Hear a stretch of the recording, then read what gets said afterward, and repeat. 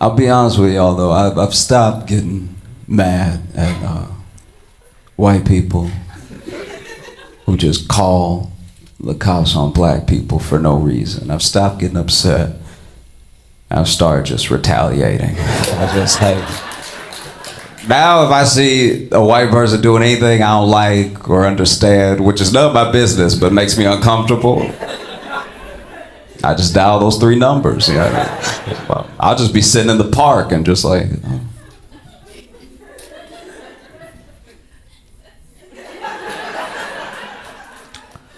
Yeah, 911.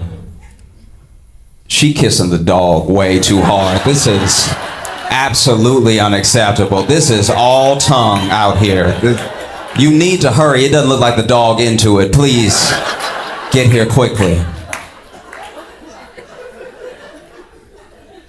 I'll be at the grocery store. I'll be checking out at the grocery store. There'll be like a white guy in front of me.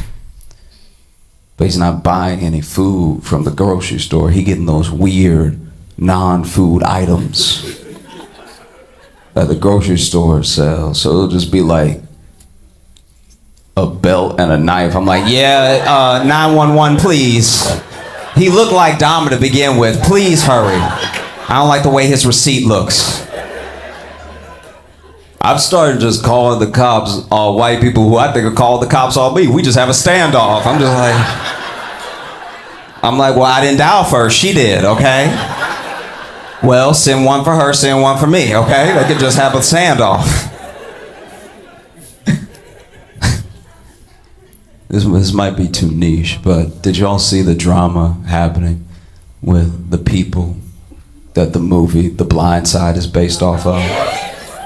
All right, if you don't know the story, I'll bring up to speed as quickly as possible. Basically, The Blind Side is a movie from 2009 where Sandra Bullock won the Oscar for playing the greatest white woman that's ever lived. I don't know, I'm pretty sure it goes Joan of Arc,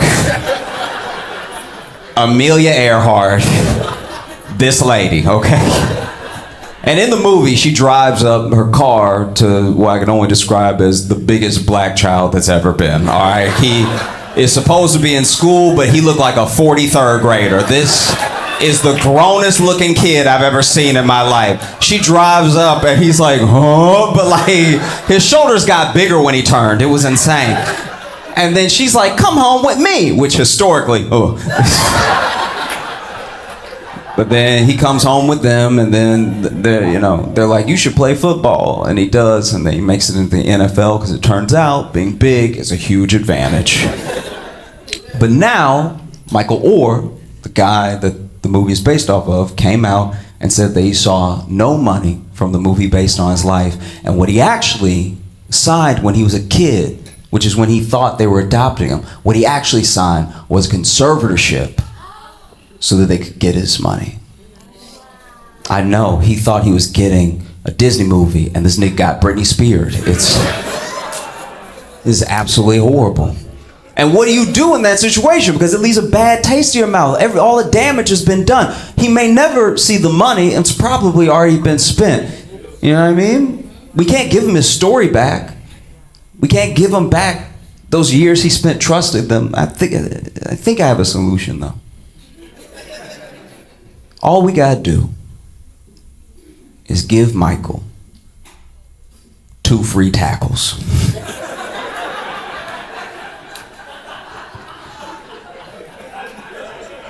He can use them whenever he wants.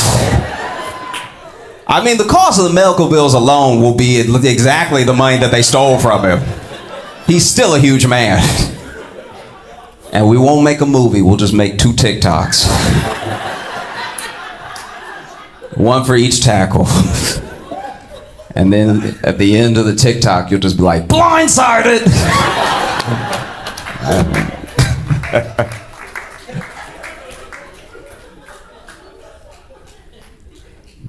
I'll be brief because I know people are tired of talking about him.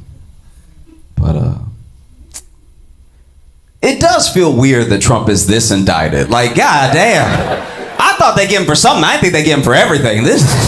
As someone who doesn't like him, I thought I was following the story pretty closely. And every time he gets indicted, I'm like, oh, I didn't even know he did that one. That's crazy.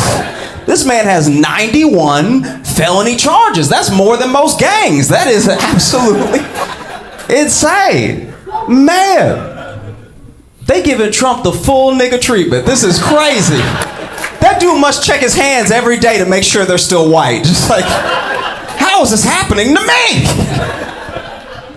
And this most recent one is the wildest, because if you aren't familiar in Fulton County, where Trump was most recently indicted, this is the first place where they said that they want to process him at the jailhouse instead of the courthouse. Because if they do it at the jailhouse, they'll have to do the fingerprint and they'll have to do the mugshot, which is what he's been avoiding this entire time, which is what lets me know that he's not a good businessman. He's not. Yo, if Trump got his mugshot taken and put that mugshot on a shirt, it would be the highest selling shirt of all time, okay? Forget Supreme. This would be the highest selling shirt in the history of people. First of all of his fans would buy it because they'd be like, look, free my dog Trump. You know what I'm saying? Like, all of them would buy it. And then we would also buy it. We'd be like, look at this punk ass on this shirt. Look at this goofy ass on this shirt. Struggling ass on this shirt. He could be printing money, and instead he's, whatever. What a disappointment. He'd make so much money, he'd actually be a billionaire. You know what I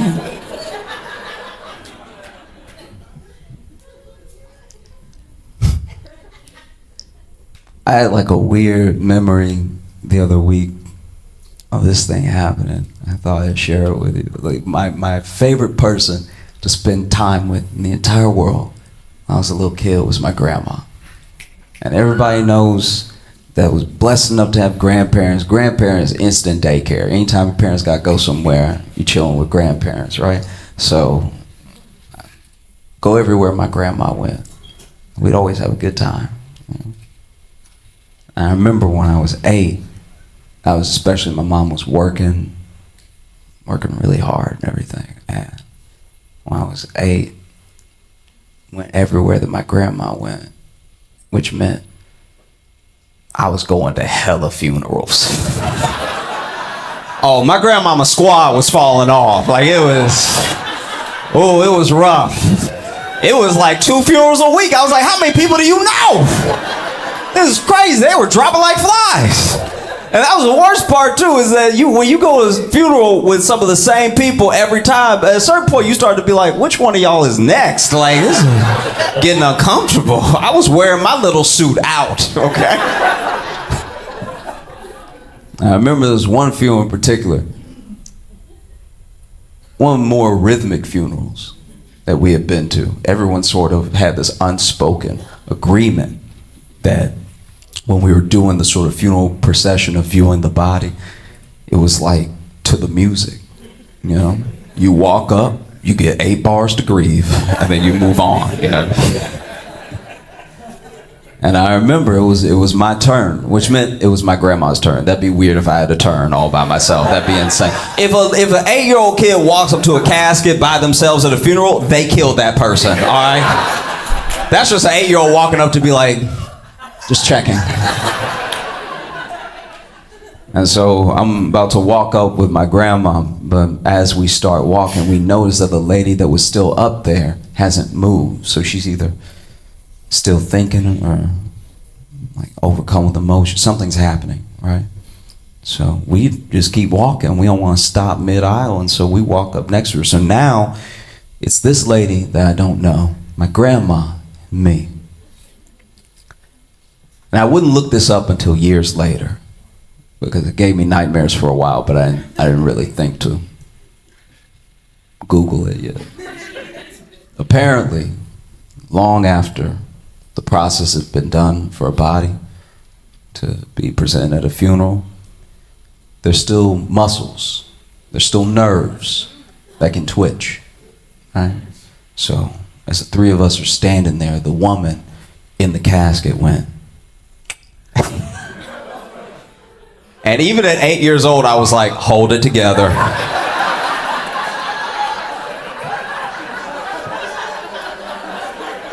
Hold together, stay calm. Whatever you do, stay calm. Because look, I've been going to a lot of funerals, right? But even as an 8-year-old that's going to a lot of funerals, I still haven't fully conceptualized the idea of death, but I know what it's like to ruin a party, you know what I mean? So I was like, just calm down, hold together. I'm trying to center myself. And then the woman on the other side of my grandma goes, "What?"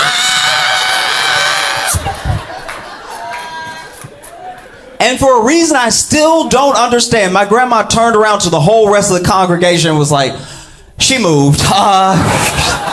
And everybody cleared out. We all walked out together. It took so long to calm everybody down.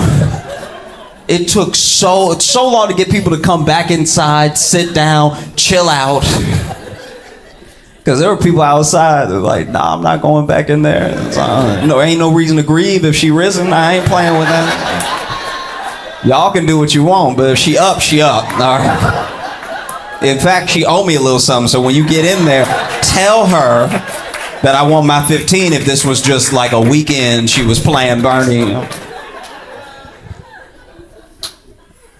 We get back inside, finally calmed down, finally finishing procession, viewing the body and everything. There was this one woman. I know I saw her, but I caught her because I was sitting second row and I was looking in between two people.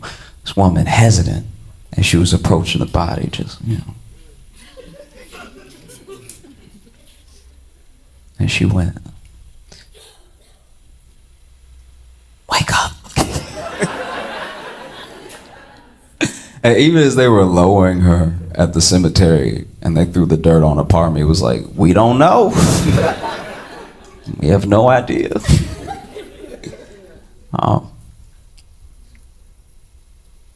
I think the other reason that I'm scared of getting older is that, like, we only really value youth, especially in America. You know, other cultures don't always have this problem, and we don't really value what comes with aging. You know, like the wisdom that you get, or the deep level of empathy, because you've now been alive long enough to make your own mistakes and have deep regrets. And so when someone does something to you, it's easier to forgive them potentially because you know what it's like to make a mistake. All that comes with getting older. All your hard work starts paying off when you get older. Everything you do today will, you'll see the fruits of tomorrow, you know? But we still are like, nah, I want to be young. I want to look young. I want to feel young. Act young, whatever.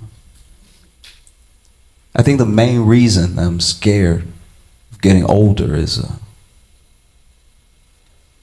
I finally had a bad fall, and it was like I really felt like an old motherfucker too. It was I went down, like it was terrible. I've been talking all that good shit about Joe Biden this whole time. And then I hit the ground just like him. I was like, because this is the thing, I fought the fall. Like, if I had just fallen like a young man, it would have been respectable. I would have tripped, people would understand it, everything. But I fought it all the way down. At one point, I was horizontal, just grabbing stuff like, non-stop, to the point where I actually pulled stuff onto me when I landed. People who didn't know me were like, ooh, I fell so hard, I didn't let anybody help me up. I needed a second to gather myself. You know? There's a little bit more show left. I want to thank all y'all for coming out. My name is Josh Johnson. Have a great rest of the night. I appreciate you.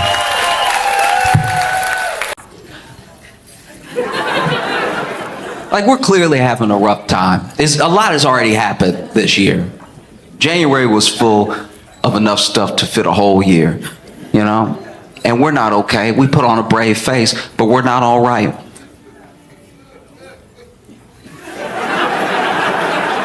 Clearly, you could say. That's a distraught laugh.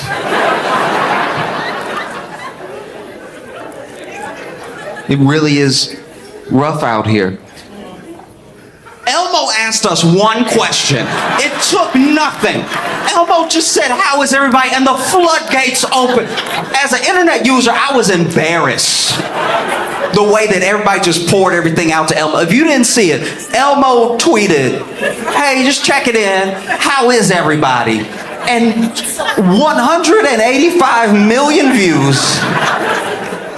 What, 1 million replies? I don't know how many replies. It was absolutely crazy. Everyone just told Elmo everything that was happening in the moment. There's no better indication that we need universal mental health care than everyone responding to Elmo like he was in the room. That's absolutely insane. I can't believe, poor Elmo. Elmo probably smoking a cigarette right now, trying to calm down after the horrific stuff. Because some people were sending in video, like, all he said was, "How is everybody?" And then people under him, right underneath, like, "They found me guilty, dog." Like, that's insane.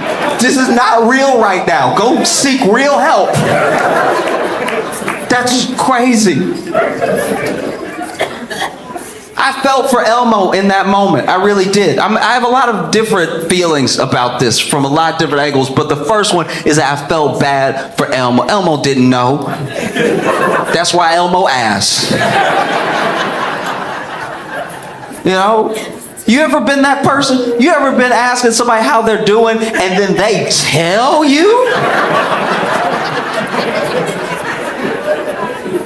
You trying to make polite conversation. We won't even see each other in 4 minutes. Just pass by, "How you doing?" And then they're like, "Well, that's unacceptable. That is unacceptable social behavior." It's one thing if you say, you know, "How you doing?" and they say, "Well," and then they don't really want to get into it, and then you ask because you care. That's different, right? I'm not saying you can never tell people what's going on with you, but I'm saying we've all been that person. You in the break room at work. This is your break. This is the only time of day you get to yourself. You in the break room, and then somebody walk in, and you sitting there trying to eat your Hot Pocket, right? Trying to eat your Hot Pocket that you brought for lunch, and you just munching away, trying to have a good time, fighting to find something on YouTube just to get through the day. And then somebody walks in, your worst coworker, you know who they are. They walk in, and then they try to put something in the microwave, and they're pressing every button, just everything, putting it on potato, on popcorn, everything. And it's awkward because it's only the two of you in the room. And so you go ahead and say, like, "How you doing?" Just throwing it out there just to kill some of the silence because you couldn't get your earbuds in fast enough, right? And then they go, "Well,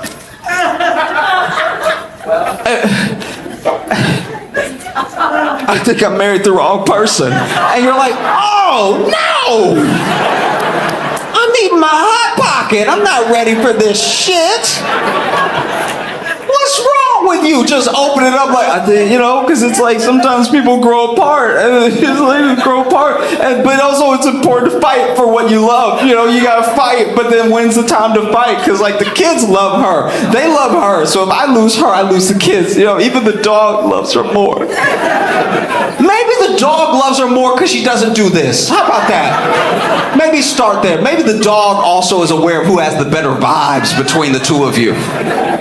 I don't know, man. I just feel like I'm married to my own casket. Oh, wow. That's rough. I got one more Hot Pocket if I can get past you real quick. No. How is everybody? Just Elmo asking, "How is everybody?" I mean, to be fair to us, I won't put it all on us. Some blame goes with Elmo. Some of the blame goes with us. What a stupid question. Think about it. How is everybody is very much a 2012 question. Remember 2012? Remember hope? Remember that? Remember back in 2012? 2012 was supposed to be the last year on earth according to the Mayan calendar. And we were still twerking like nobody's business, dancing to that Savage song. Remember that hip swing? Remember that song? We were all dancing, no care in the world. If Elmo had asked us then, we'd be like, "Hey, it's not all good, but it's not all bad." He decided till after global pandemic and election year, high inflation. How's everybody doing? Get the fuck out of here. What a lunatic. What an absolute tone deaf fuck. How is everybody doing? You know what it feels like? You know your friendliest friend. Just you're a real sweetheart of a friend. Like, you know they're a good person, but they're annoyingly good. Like, y'all be out together. Y'all be out as a group together, hanging out. Maybe 5 of you, 6, 7, 8 of you. And then you shut down the bar. The bar closes. Now you stand outside the bar trying to decide, hey, should I go to another bar? Should I go get food, or should I go home, right? And y'all are trying to make this decision as a slightly buzzed group of people. And then a guy from out of nowhere, from the darkness, from the night, a man from the shadows will approach your group, right? And he doesn't look right. He doesn't look right. Everything is wrong. One arm is longer than the other. He doesn't carry his weight well. There's a lot happening. And then my man is just over here like walking up to y'all, and not walking up to y'all, really just slide to the...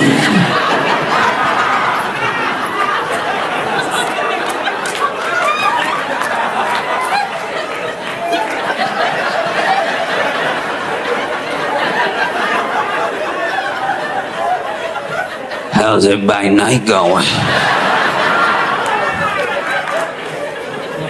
And then your friendliest friend, your sweetest, friendliest friend, this idiot, will be like, oh, we're pretty good. How are you? Why would you ask that? The answer will not be good. No matter what it is, he's not having a good night. Nobody moves like that. He's having a very particular life. How are you? That's the type of person that's gonna answer you in full, right? In full paragraphs, in a monologue. How are you? Walk up.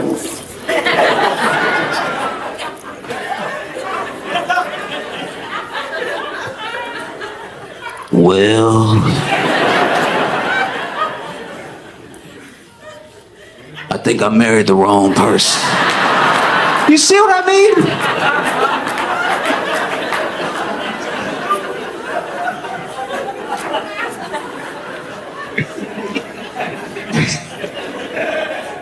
I just want to be like a fun guy. One of the reasons I'm not as fun is that I don't always understand or am caught up with trends. You know? Like, being hip is what makes you fun to people who don't already know you. You got good clothes on, you know, stylish, whatever. I didn't know what Stanley's, I didn't know what Stanley's, when I found out about Stanley's, I thought white women had just got more into hockey, right? Like, I was like, why is everybody shitting on them for just doing what dudes do all the time? But then I found out that it was a cup, and it's just a cup for holding water, and then I got upset. Then I was furious. I was like, you got these women beating each other in the back of the head in Target for a cup to hold what? This is dystopian behavior. They out here fighting in Target like it's Mad Max Fury Road. It's so upsetting. It's really crazy. I don't know if you've seen the videos, but wow. This is truly wild.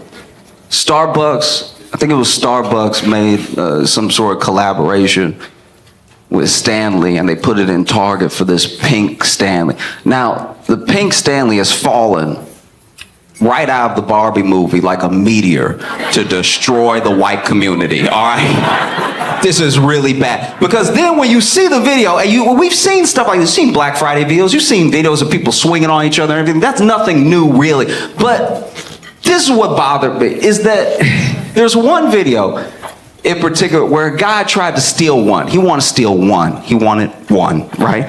This man tried to steal one. Remember that. The whole story for one, okay?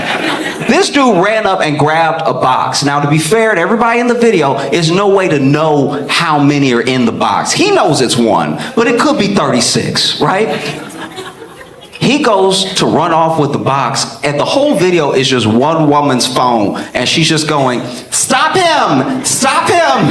Stop him! Stop it!" And she really didn't need to yell anything because they were already on his ass. Like as soon as he peeled off, they were all behind him, and it was a swarm of white. I don't even know what you call this type of collection of white women. A bachelorette party of white women was chasing this man down, and they didn't just catch up to him, they grabbed him one limb at a time. Like this man was taken to the ground systematically. And then they look, I'm not saying at the end of the video they swarm him. I'm not saying they killed him, but you'd never see him again. All right, it's pretty jarring. Like they just swarm him and his body just disappears.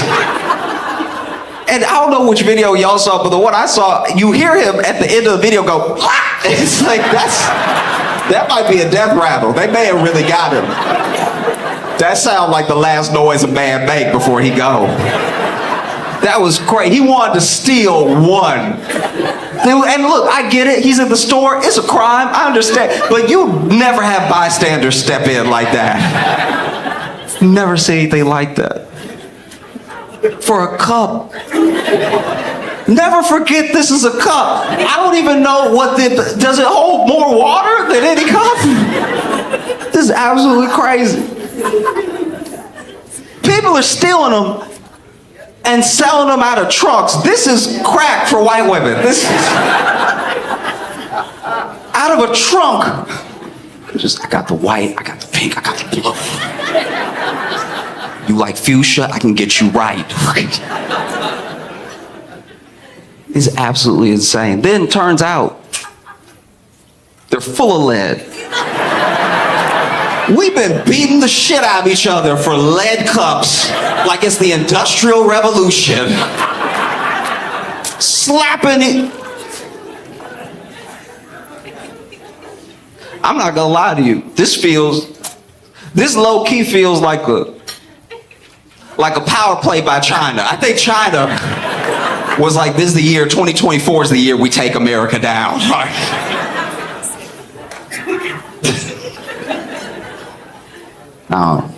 I was very weirded out by it, but also if it makes you happy, it makes you happy.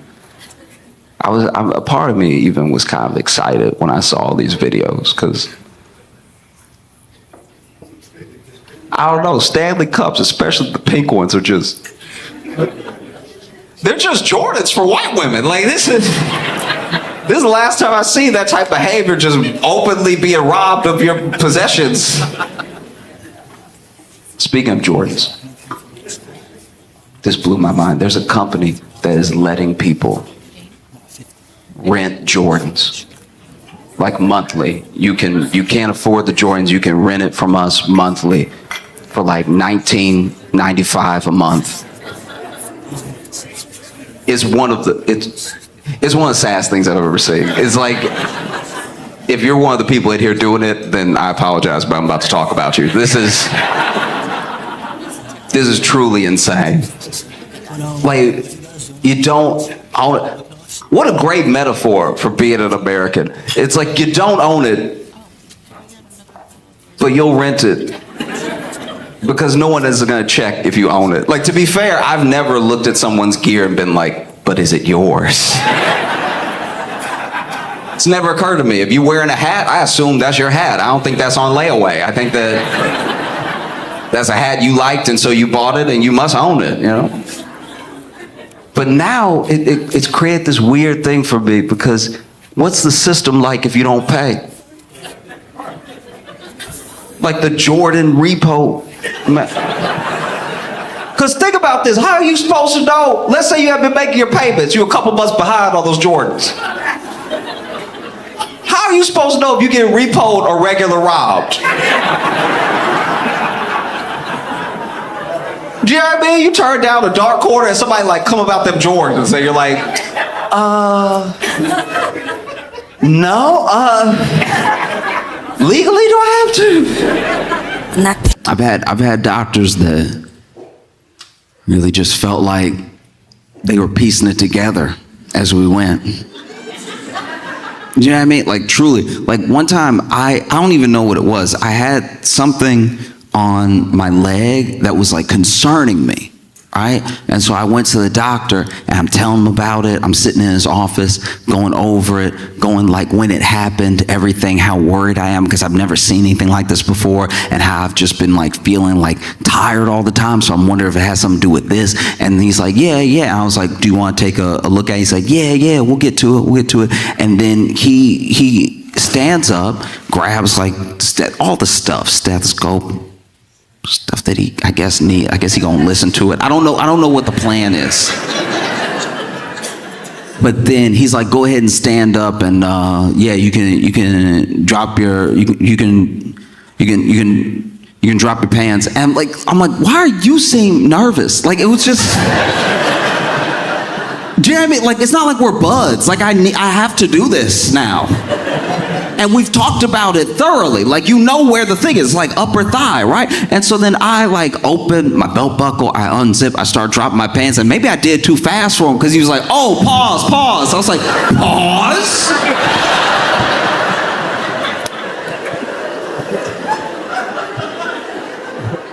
Not a doctor. Say pause. Oh. Because it's tough and it's scary because we only know a medieval amount about how to keep ourselves alive. We think we're smarter because we have more access to information, but even with that access, some people don't want the information. There are people that are straight up, like I used to think from the bottom of my heart, oh, if people just knew, if you knew better, you'd do better. I used to like live by that mantra. And now I'm realizing, no, some people don't want to know. Some people would like to do exactly what they do now. Because to me, I go to a doctor because I'm like, you're a professional. The hope is that you know what's going to be going on. So I don't need to learn about what's going on while it's happening to me, because that's how you die slowly. You know what I mean? I don't want to be sitting on my deathbed like, I figured it out. And so you go to a doctor because doctors supposed to know. But now there are people who will admit that they don't know, but they'll also be like, nah, he doesn't know either. And it's like, look, I'm not saying doctors know everything, but we as the general public, we have like a certain amount of knowledge that helps keep us alive. And the rest is other people that we've never met being like, don't eat the lettuce this week.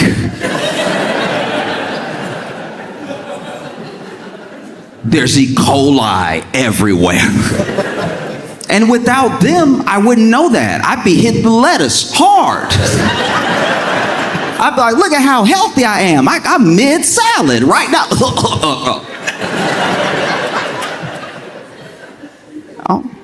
You do your best. Everyone is doing their best. Don't think that I think people aren't doing their absolute best. Even when they don't do what I agree with, even when they don't do things that I think are like common sense. People are doing their best, you know? It's just sometimes someone's best shouldn't be here. Do you know what I mean? You could have all the good intentions in the world, but if your best is like subpar, should probably get you out of there. Let you be a cheerleader. Because I've been through all manner of like medical things. Luckily, nothing so serious that it was like fundamentally life-threatening for long. I'm very thankful that I don't deal with like chronic pain or conditions that I know people in my life do that make them have to adjust plans, cancel plans, make them have to adjust their life, make them have to be thinking about this thing all the time. I luckily don't have to think about my body all the time, you know? But I know a lot of people that do. I know a lot of people that depend on those experts for things that if we were going off of my knowledge, most of this room would be dead. No, I don't claim to be an expert, but I feel like there's this weird place we've gotten to where it used to be knowing something was like a big deal. Oh, ask them, they know, right? And now questioning something is as big of a deal as knowing something. And I'm not saying questions are bad. I just think that at a certain point, we need to distinguish the people who only ever ask questions from the people who actually know things. Do you know what I mean? You should ask questions. I don't want anyone to blindly follow anyone. I'm just saying that when people say do your own research, some of them haven't researched. Research is boring. If you weren't bored during your research, if you just strung a marathon of documentaries on YouTube together, I bet you that wasn't research though. I'm not even saying everything you learned was wrong. I'm just saying like research usually takes time, takes years of your life, takes dedicated study and attention. Real research, knowing something, you have to give something to know something. It takes nothing to just pick things apart until you confuse everyone. Do you know what I mean? And so I said all that because I've made mistakes in my life. I didn't know the difference between the emergency room and urgent care. I wish that they give one of them a less immediate name. I didn't know they weren't interchangeable, all right? It's the emergency room and then it's urgent care. Well, I urgently need help for my emergency, so what should I do? Where does that leave us now? I'm at a fork in the road and whichever I pick sounds like they'll help me quickly. Turns out emergency rooms are for like life-threatening, immediate care. Urgent care is for when you got like a headache.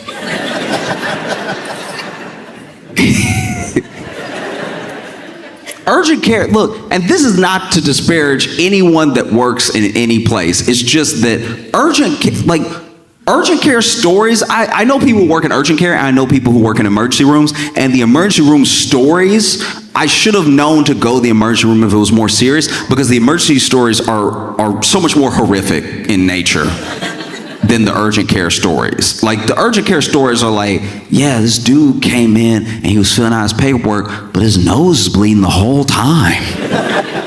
Kind of got all over the paper. And then he handed it back to me and I was like, ugh.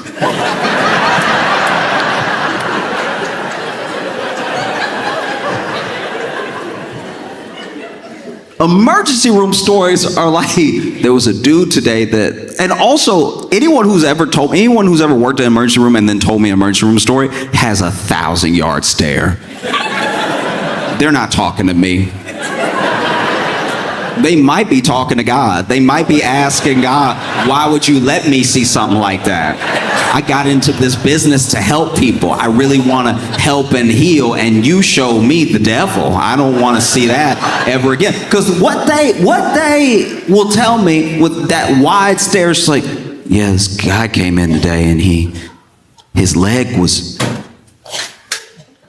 it's like, I don't know what that is. That blinking?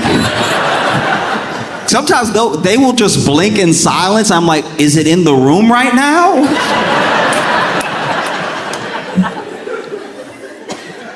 This guy came in today and his leg was in his chest.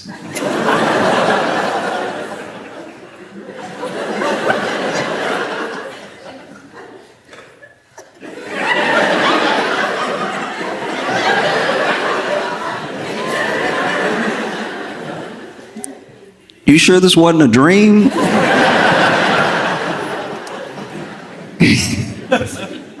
No.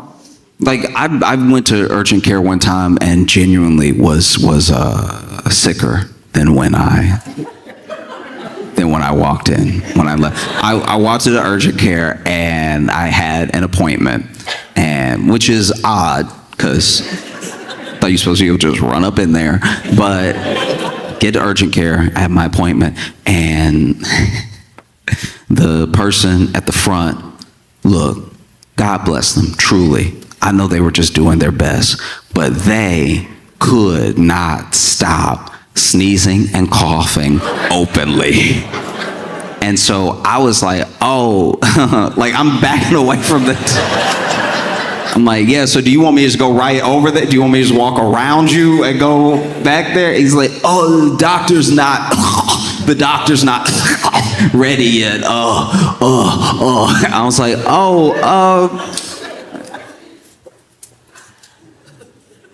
you can go first, dog. Like, if you, I mean, you're already here and you here all day and like, I don't know, you're probably killing everybody, so if you want to go, that's supposed to be the benefit of working here, right? That you already here in case you need to be here.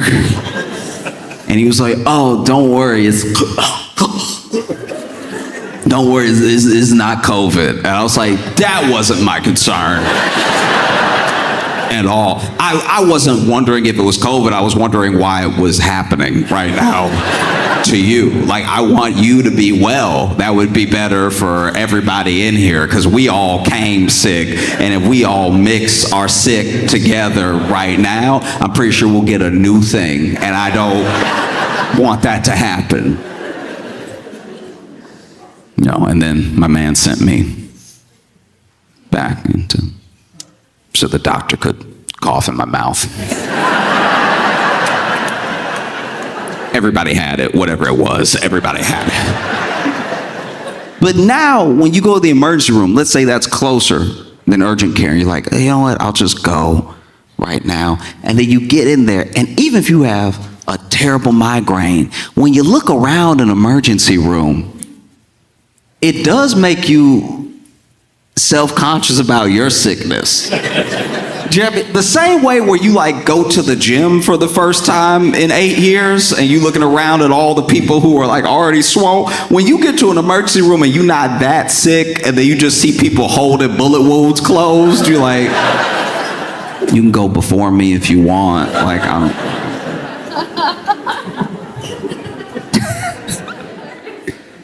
and so it's all important stuff.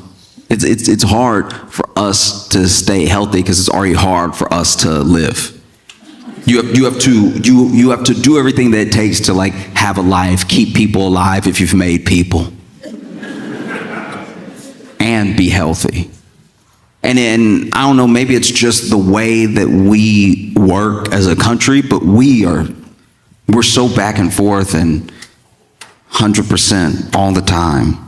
All gas, no brakes, all the time, always behind, fighting, trying to get back in black, fighting that red line, fighting that poverty line to the point where there are people who genuinely believe they don't have time. Oh, you could do this. This is the healthier thing to do. Oh, make some time for this. I don't have time, right? By the time I get home, I'm exhausted. I just want to sleep. Can I at least have sleep? And so it's tough, even when it comes to eating, even when it comes to like what we know to eat to be healthy. It changes. And sometimes it changes because we find out something. And then sometimes it changes because a company is like, actually, there's a lot of money in kale. You remember kale? You remember that thing that we used to put at the bottom of every salad bar? It used to be the floor of the salad bar. You would go to a Pizza Hut and there would be kale wrapped around the pizza. Not on the pizza, under the pizza. Just use kale as like foliage. And then one day somebody was like, hey, we growing all this kale. You ever taste some? You ever bite down to that kale? It's probably good for you. And then takes off, becomes a whole craze. I'm always blown away with food crazes of food that we've been eating. We've all been alive for a while now, but every year there will be some superfood that's a food we were already aware of. Remember when avocados had their day? Remember when avocado was like, no, your skin. And there's vitamins that it's so good for you. Your skin. Do you want more skin? Your skin. It's so good for you. See, you have extra skin under your skin. You'll be so healthy. You remember coconut oil? There was a year where coconut oil could do no wrong. They were like, no, put it on your skin. Lather yourself up at night. You'll just be so moisturized. Put it on your skin. Put it in your hair. It'll get all the dirty stuff out of your hair. It'll clear out your pores in the hair and everything. Get the hair follicle all nice and juicy and stuff. Eat it. Cook with it. It's so good. It'll be good it'll fix your skin from the inside. It'll be delicious and it'll fill it. Ooh, it'll be like all of your organs have new skin. And then somebody else came out with a study that was like, oh, actually don't do any of that. Like it's actually gonna fully clog your pores. It's gonna clog the pores of your hair, and if you eat it, it's gonna be like a little too loose in your heart while your heart's trying to pump blood. I don't know what they said, but they turned on it in a day. And you would think that all this stuff is happening because we're finding out all these things. But what's really happening is all of these narratives are competing at the same time. There are people who have a vested interest in you eating as much meat as possible. And then there are people who have a vested interest in you eating no meat at all. And I don't even mean on a political front. I'm not even talking about environmentalists versus like vegans versus people who have money in Big Cow. I'm talking about genuinely there are people who believe, for whatever reasons they've come to, that they've concluded that they believe this thing is good for you, this thing is bad for you, and then they put it out into the world. And because we have the internet, you could look up anything, and anything is as good for you as it is bad for you. And that is scary when you know at a medieval amount to keep yourself alive. I'm not claiming to be smarter than anybody, and I try to listen to experts, and I try to do my quote-unquote own research. It's a lot of reading. It's pretty boring. That's why I feel like I'm doing the right thing.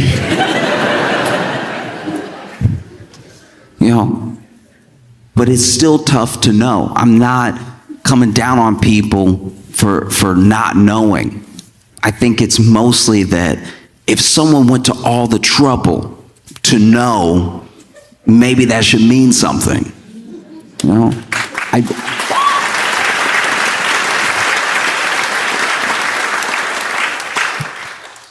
I say this because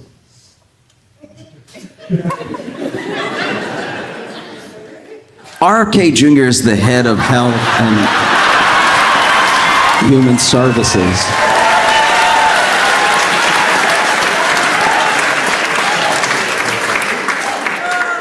And if you're not familiar with RFK Jr., he has a very specific sound, very specific way of speaking and thinking, and he's on a real health kick as a whole personality, all right? And it's unfortunate that so much of that is what feels like riddled with internet. I've never seen someone so interested in health and the science of health without just getting into the science of health.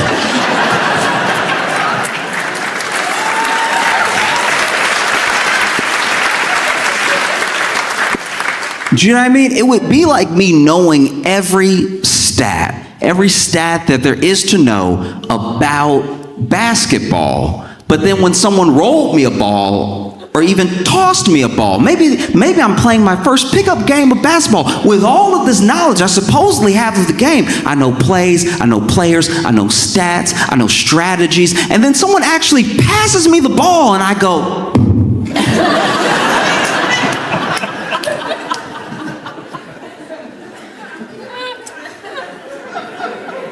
there are things that RFK Jr. has said and done.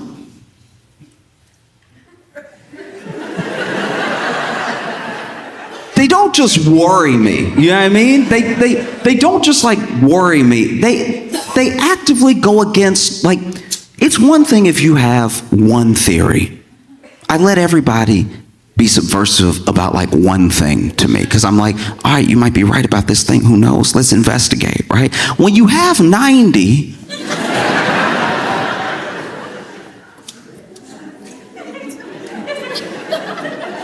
nah, dog, this is bad.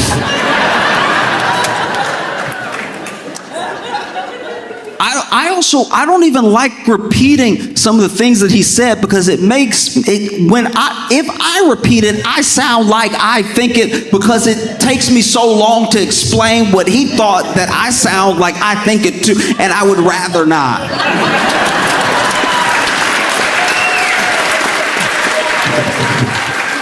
You know, during his confirmation hearing, he said a lot of things that didn't quite fall in line with what he had been saying before he was trying to get confirmed, you know. So he said a lot of the right things to go ahead and get confirmed. And look, he was probably going to get confirmed no matter what. You know, there was a majority that was going to push him through, most likely, no matter what he said. And then he gets in, and this is the most troubling thing to me about like RFK Jr. is that there are moments where he'll say something that is like not only like not crazy, it's like the thing that everyone was hoping somebody would say. And then he'll quickly follow it up with a thing that no one has ever said.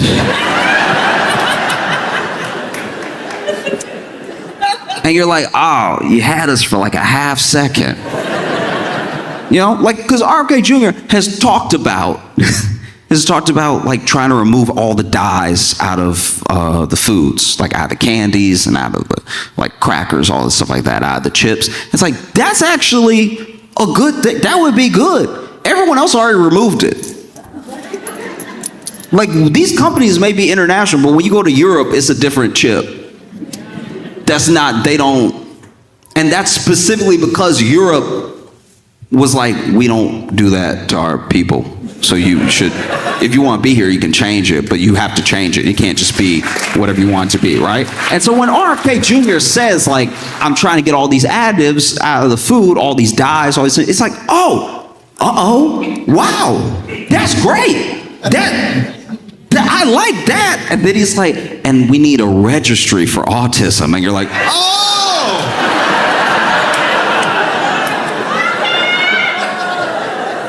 In what world? What are you doing? It's so deeply frustrating. You know? Because it's like that the whole thing. The whole thing that is that is frustrating about it is that it is someone who, even in the face of experts, would rather not challenge those experts and prove them wrong to their face, just more talk to people who honestly and earnestly are trying to find out and don't know and lead them. You don't see him engaging in like real debate with a doctor who's made the thing their life, who's done the true research, and who's done it over time. I'm not saying science and doctors can never be wrong. I'm saying those are the people you should be having these spats with, instead of going on podcasts and convincing people who also didn't do the thing. They didn't make that their life's work, and then leading them down a path where we're not really sure how bad it could get. And this is in the midst of Doge and other things cutting jobs for like the National Health Institutes, you know, cutting jobs at the FDA, cutting jobs in all these places where we need these things. In fact, there have been rollbacks on things that help us prevent things in the future, on research for the future of what might be going on somewhere else, is what scientists are thinking about all the time, when this thing might happen.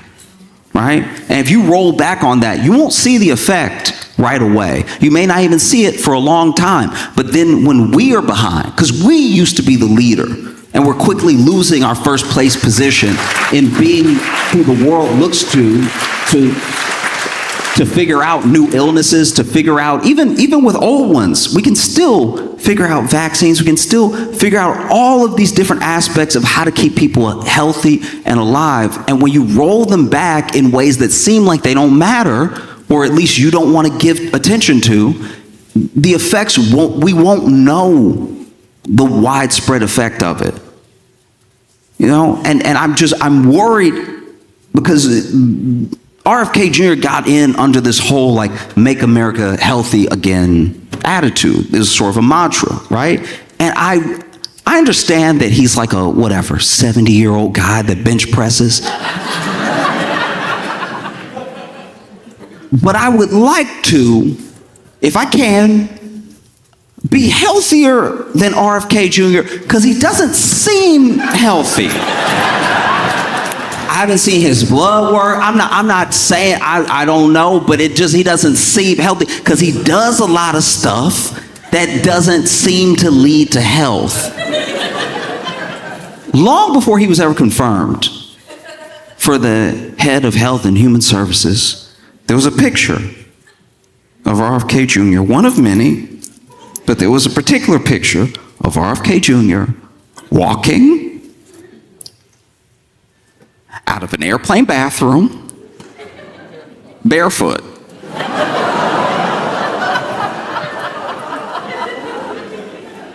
And when I saw it, I rebuked the picture. I was like, that will not be in my life. No, thank you.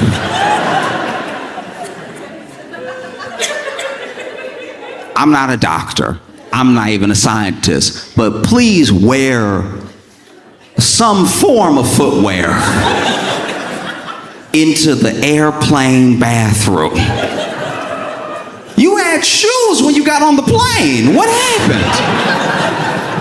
What happened between the seat and the bathroom that you were like, I gotta get these off? Too restrained. This man went swimming in a DC creek that's been known for I'm pretty sure decades, that place is nasty. It's so okay. It's so nasty that the place is nasty. It's so nasty that they have a sign saying, "We nasty. Don't swim here, is nasty." And sure, it's like this flowing creek and everything, but it's been known for a long time that sewage leaks into that creek. And he hopped in with the same feet that he walked out of that airplane bathroom with. Hopped in feet first, probably didn't even dip his toe in, was like, yeah. Swimming in the creek with his grandchildren, I'm pretty sure. And his dog. You're the head of Health and Human Services. Do us the service of being a healthy human. This is so crazy that we're watching you. It would be like watching the Secretary of Defense play Russian roulette. It's like, so you're not gonna be here long then. Why would you do that? Don't do that. We want you to be alive. It's so frustrating. Man, has a congressional hearing where they're asking him about his belief. They're asking him about things that he said since he's been confirmed and stuff. And this man basically says, don't take medical advice from me.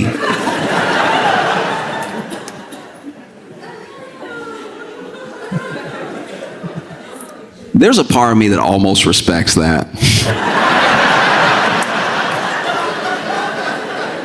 There's a part of me that almost respects that. Let me tell you why. Because I have been, an hourly worker several times in my life. I've had lots of odd jobs that pay by the hour. I've had lots of I won't call them corporate, but just established corporation jobs that pay, by the hour.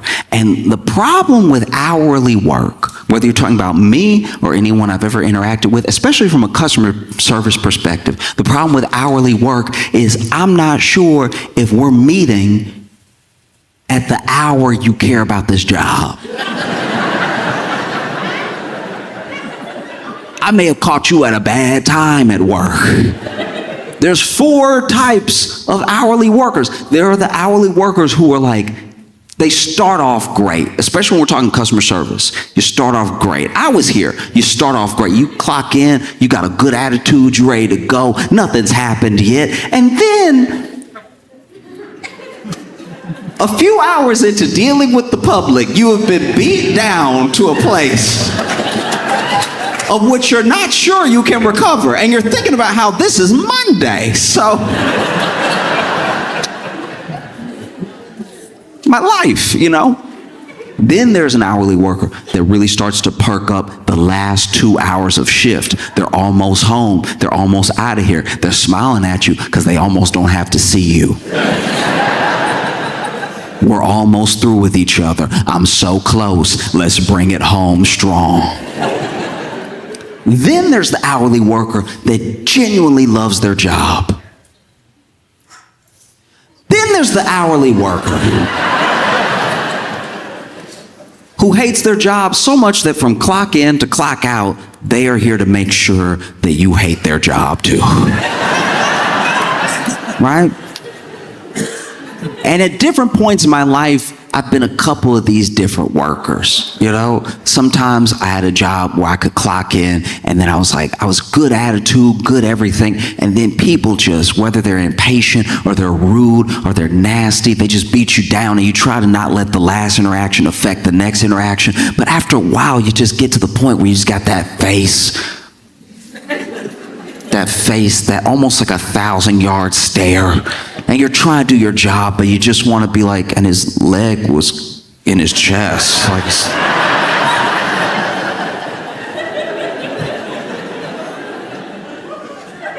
and I've also been that person that's had that job that I'm like, oh, I can't wait to quit this job. I can't wait to get out of here. And you know what? The closest thing to quitting this job is clocking out of this job. I love clocking out so much. Sometimes I do it twice. I love clocking out. It's my favorite thing. Sometimes I actually worked a couple different jobs where back in the day you actually had the timesheet that did the and then, you know, shot the paper back up. And that was extra fun. I would watch it. I'd watch it in slow motion in my mind. I'd be like, yep, zip, zip, and zip, zip, and look at you marked and ready to go. I'm out of here. I'm leaving forever, just tonight, but forever.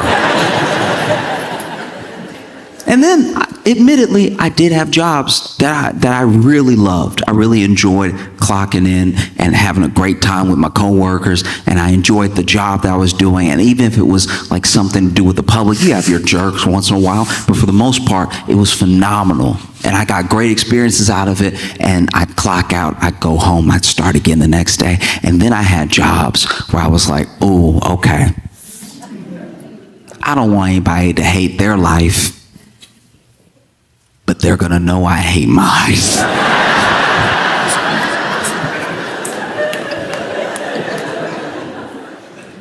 And there's something in the spirit of an hourly worker that's in the middle of doing their job that's like, oh, don't do what I do. That is what I heard at that hearing. Guys, don't follow my advice. I don't know.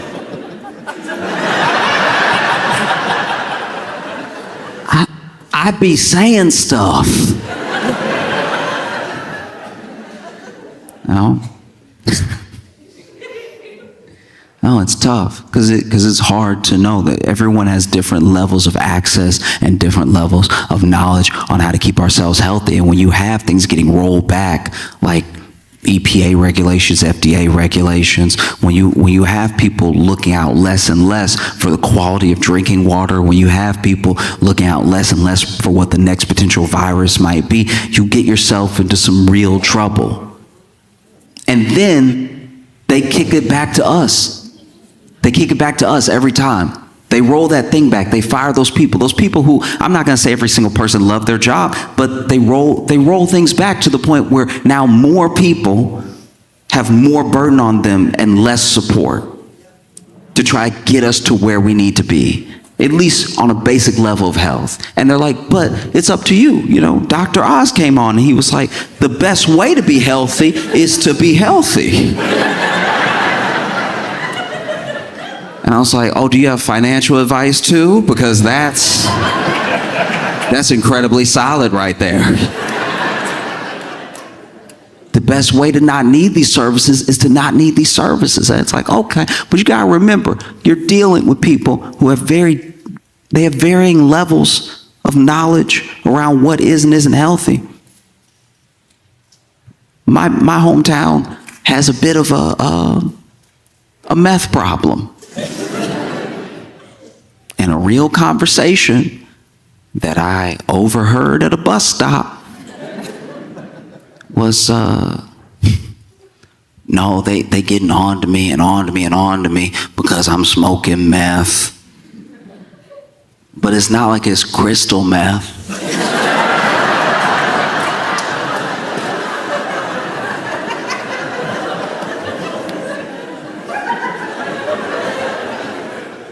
And not only me as a bystander, but the person they were talking to seemed to also be on meth. Said, what do you mean it's not crystal meth? And he goes, it's regular meth.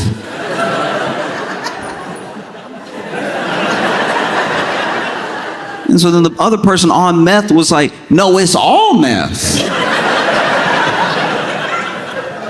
Crystal's not the deluxe.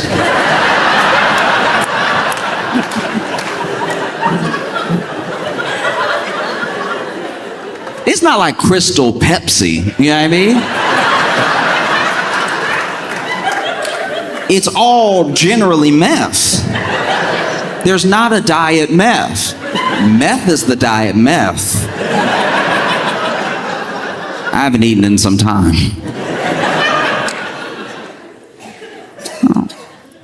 Because we are a huge country.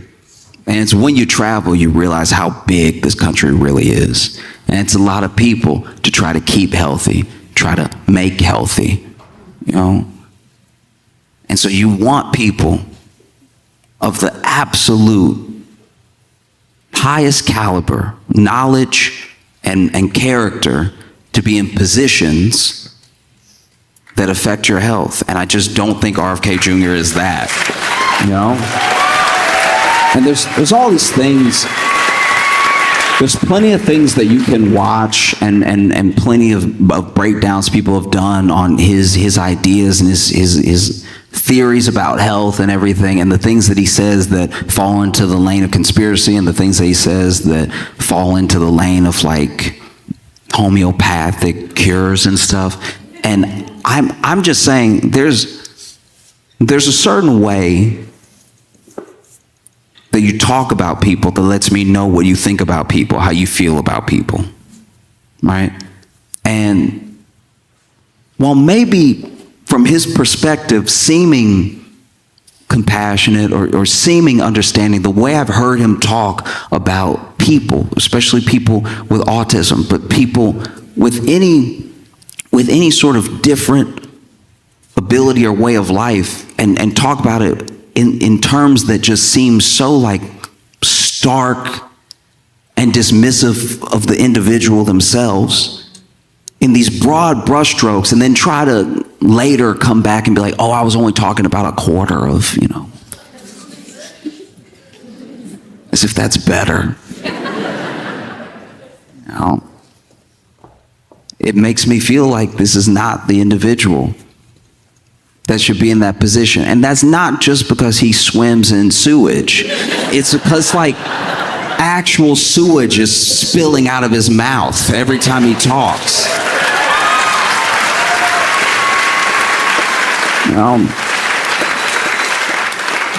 But yeah, maybe he can get the food additives out. I don't know. Like that's,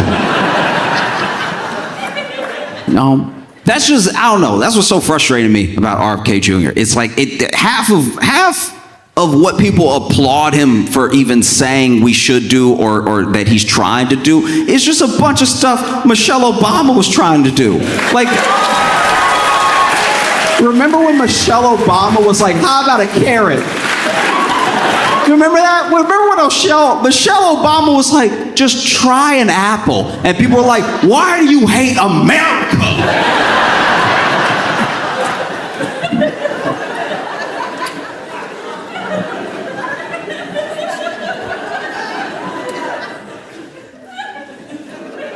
No, it's super frustrating. You know, I get frustrated all the time. I can't imagine if you are, a parent of a child with autism and you're listening to RFK Jr. talk, or if you're someone who's an actual health specialist and you're listening to RFK Jr. talk, or if you are the person who, in my opinion, deserves to be the angriest, Michelle Obama, listening to RFK Jr. talk. You know, she probably pointing at the TV doing the DiCaprio meme, like, that's what I just want you to try an apple.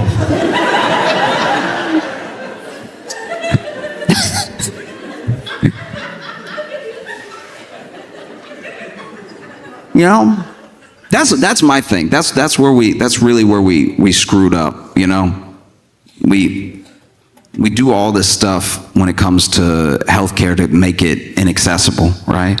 So there's all these things that you have these premiums, you have these deductibles, you have all these different things that we understand are to keep us away from the healthcare. But then when it comes to the vaccines, when it comes to, you know, the treatments, I think we're too eager to give it to people. We should actually hold it back and make it seem like, I don't know. I don't know, it's all the way over here. Do you really want to come over here and get it? Like, I don't know. No, because I had a conversation with a friend that enlightened me a little bit in kind of that route of thinking. He was a new parent, and he was like, look, I'm not a doctor. I recognize that I don't know the science or anything, but I'm seeing all this stuff on social and on TV about like giving my kids vaccines, but I'm also talking to my doctor who's telling me to give my kids vaccines, and he's like, I don't know what to do, and I'm really scared about what I should do, right? And I was like, okay, like I hear what you're saying. And then he said, I just feel horrible if I gave my kid something and it made them sick or sicker. And I was like, okay, I understand what you're saying. And then I asked him, I was like, let's just go back in time for a second and just pretend that the vaccine that the doctor's trying to give you just doesn't even exist. And your kid was sick. Would you want it then? Do you know what I mean? And I'm not saying that as some sort of got you. I'm saying that when we're sick, we go to the hospital. When you're sick or someone you love is sick, you want a doctor immediately. All this like just asking questions, going back and forth, trying to dunk on doctors, trying to dunk on experts. It's always done from a place of like actually being okay right now. When you're actually in a hospital bed, you're like, do whatever. I'm coughing up blood.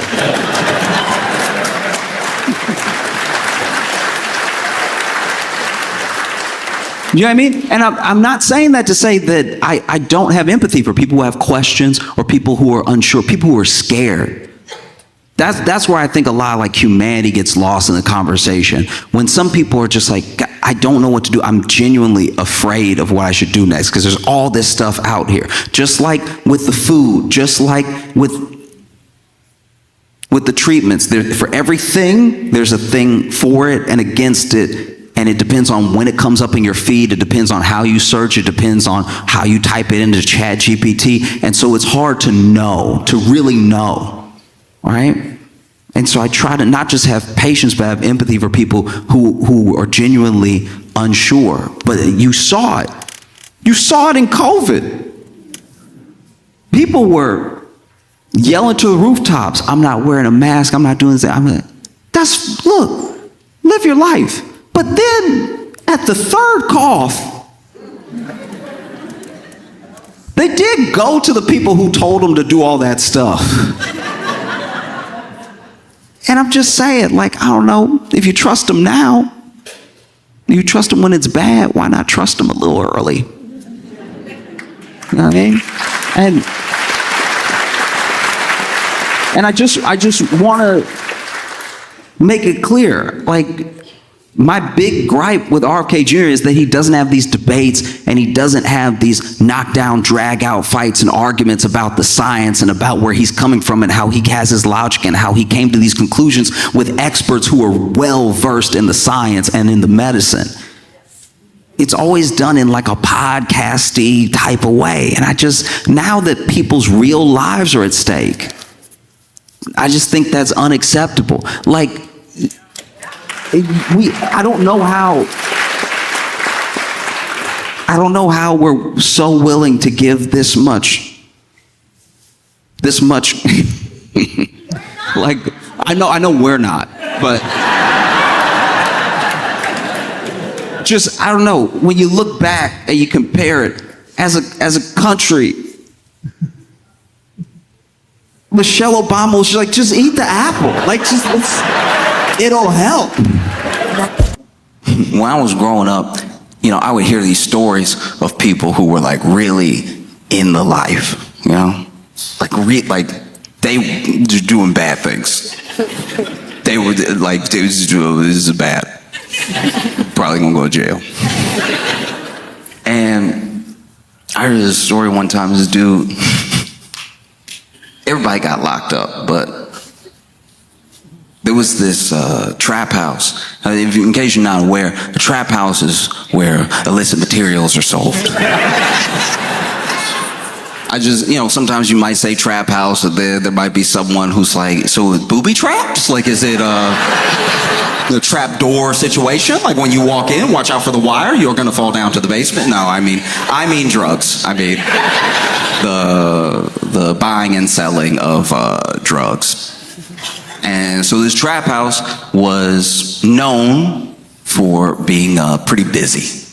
It had become so busy that they had bought some property, several blocks away and opened up another trap house. Business was booming.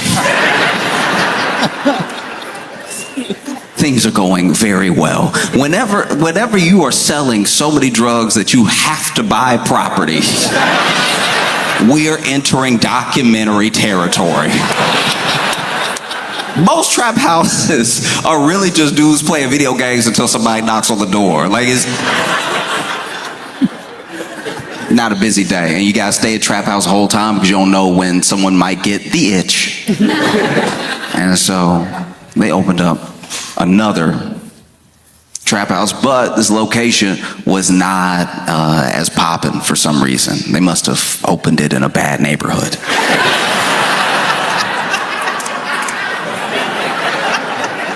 Can you imagine? Can you imagine being all drugs, be like, I'm not going over there though, that's dangerous. And so even though they opened another location, and even though they tried to tell people, hey, you can come here or you can go over there, people liked the original trap house. It stayed just as busy as ever, with some business going on at the second location, but mostly it was here, right? And, okay.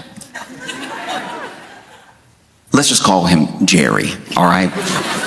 Jerry ran both trap houses, and he did a pretty decent job, kept his books, kept his finances, really, like, he knew his inventory, he could have made a great store manager at any grocery store. There was this dude named Twan, and Twan found out about these very popular trap houses. Well, one popular, one not so popular, right? And he made a plan to rob the trap house, the main one, the lucrative one, right? So his plan for robbing the lucrative trap house was to basically set up a diversion at the one that wasn't as busy. So he basically faked a robbery at the one that was not as busy. He had some guys go over there, bang on the door, act like they had guns, they were about to break in, because he knew it would make everyone call Jerry. Jerry and his boys would go over there, By the time they get there, those guys have already left. And then the main trap house is left defenseless. They break in, Tuan and them break in, they steal all this money out of the trap house, right? Take it back to their place. Now their place is a stash house. Stash house should be self-explanatory. If I've lost you at stash house, I cannot help you. But the trap house has been robbed. Everything's been taken back to the stash house, okay? And then Tuan and his boys thought they had made a killing. They were like, this is great. No one even knows that it was us, because they had planned it very well. They planned it all the way down to the detail of if those guys who did the fake robbery got caught, they wouldn't even know who hired them, right? But Jerry's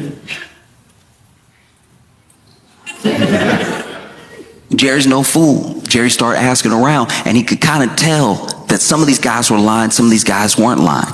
He traced everything back to Tuan.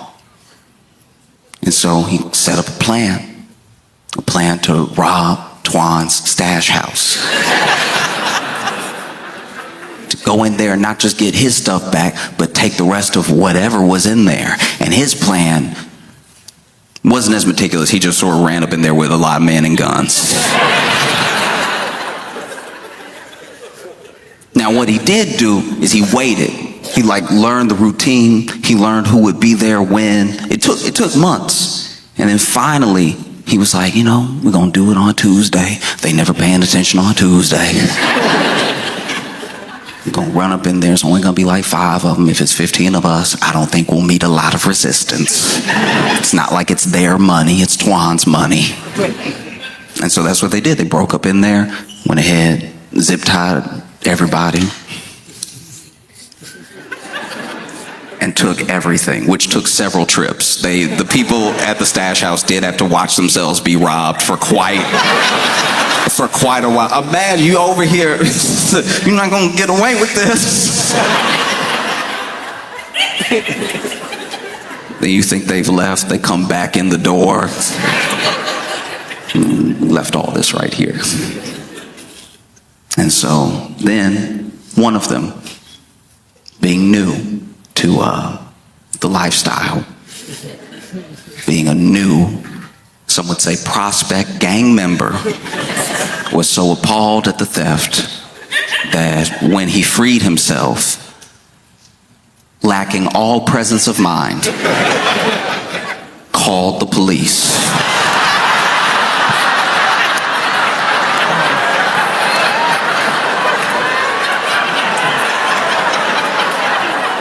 This man called the police. It was like they ran up in there, they had guns and everything. They had a gun in my hands. He's telling all this to die. What? They took everything. They took the weed. They took all the money. Took my favorite Glock.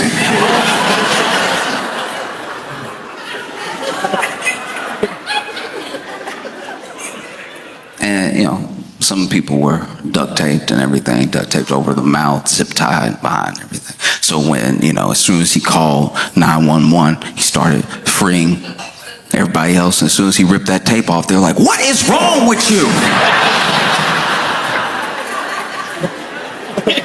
We gotta get out of here now." And so then they all left. They all ran up out of there because the police, catching wind that there was a robbery of the stash house, made themselves available immediately. No, they got out in time not to get caught. They got out in time to see the police raiding the stash house from a few doors down. And that's the thing, is like people say, crime doesn't pay, or like criminals are dumb or whatever, but there are some very smart people who, for whatever reason, enter a certain lifestyle, choose to stay there, or maybe it's all that they know. And if criminals were so dumb, they wouldn't be fascinated. We are fascinated by career criminals. We're fascinated by people who who do things that aren't just illegal. They have the gall to try to pull something off that has so many different entry points to danger. Like, just in the past few days, the Louvre was robbed.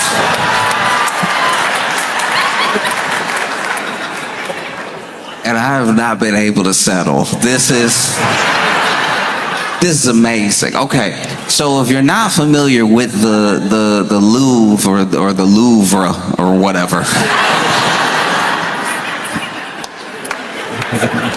it's one of the most visited museums in the world, and people go there and then they act like they've been changed by art. And you ask them what they saw, they can't name anything or anybody. They were just like, no, the Mona Lisa was there, looking unimpressed. Well, there were these robbers that broke in, and they broke in dressed as construction workers, right? They had actually rented this like powerlifting vehicle that had a ladder that would bring them up to the next level where they could cut in, because they brought tools to cut in through the window and enter that way. They didn't want to just come through the front. And it made sense that they were dressed as construction workers, as the Louvre is under construction. Permanently, I guess. It's always under. Why is Europe never finished?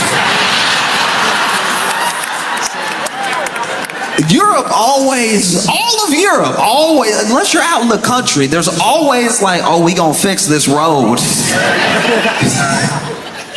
We've been working on it since 1822. But that's y'all's fault. Y'all keep changing the roads. We just, right when we finished the cobblestone, y'all were like, no, it's asphalt now. And so look, they break in, and they break in with these power tools. They had like an angle grinder and everything. And that's when the alarms were going off and stuff. And then they get in through this museum window. And the part of the museum that they're in is where these rare crown jewels are being held, right? They didn't bother with the Mona Lisa. There was a crowd, there's a line. You'd never make it out. People be like, no, I want to see. And people keep, they keep criticizing the security. They keep criticizing the people that were doing security. But those people did approach them. They were like, hey, you don't. You better not. Because what is museum security really supposed to do? Let's be honest. Let's be real. You should, if you work security in any format, they should arm you with as much as it takes to protect what's supposedly valuable. Think about this. When you see someone working for like Brinks, right? And they bring a Brinks truck to do a deposit for a bank. Let's say a whole grocery store is like, hey, we got like $250,000 that we need to transport over to the bank to make our deposit. The bank is like, don't worry, we'll send somebody. They hire Brinks. Brinks comes over. They have a truck. And not just a truck, like a bulletproof truck. And then they get two people. They get two people to make sure nobody knocks you over the head when you're trying to grab the bags and put them in the truck. They get two people. And not just two people. Two of the biggest people you've ever seen. Like two people that are so big that it's like, you are the gun, right? And then I think they give them a gun. They always hold in their pocket. Maybe they don't have a gun, but it looks like they have a gun. And they don't give them cuffs because they don't plan on taking any prisoners.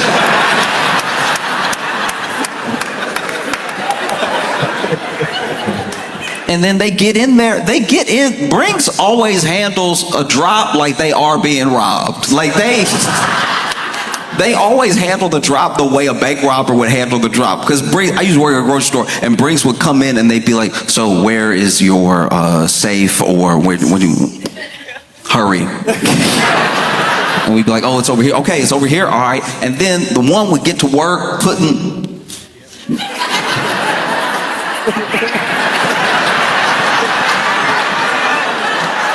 The other one just watching them, watching us. I'm ringing people up. I'm putting more money in the till, and they were still like, but you might try anything. I don't know you. And then they would leave, and they'd leave all fast. And then they'd run into the truck, throw everything in the truck, and then they would always peel out a little bit, which made me uncomfortable. One time they came and did a pickup, and I was like, y'all sure that was Brinks? Because they were a little squirrely. But then for some reason, there are times where you're supposed to protect, or you're supposed to hold guard of something, and you're giving less and less resources as you do it. Like, you look at a Brinks security guard, and then you look at like a mall cop. They're like, you get one flashlight. I guess shine it in their eyes or something. If you hit somebody hard enough in the head with it, the glass will break. That's something. But nobody gets done dirtier. Nobody gets done dirtier than museum security. Museum security, not only do they give you nothing, no flashlight, they don't even give you a stapler to hit somebody with. They give you nothing. All they give you is a dress code. They're like, hey, just show up in all black, nobody will mess with you. You show up in a black shirt with a black suit jacket and some black pants and black shoes, people think you John Wick. They won't even approach any of the art. Because truly, what is a museum security guard supposed to do? I go to a lot of museums. I try to go to a museum in every city that I do a show, if I can, right? And I've been in these museums, beautiful art. And then you get a little too close, and you see this thing go off, this like little, you don't even know where the alarm is, but like it'll just, that's the too close alarm. Because it's not like a real alarm, it's just annoying, and it goes off until you back up. So if you're a pointer, I go to a lot of museums with pointers. Everyone I take to a museum love to point. It's like we all three again, and they're like, I like the flap. As soon as you hear somebody works for a museum, comes over, black everything, with an attitude. Could you not? Ma'am, back up. They love that hair. Back up. Give it a little space. Let the art breathe.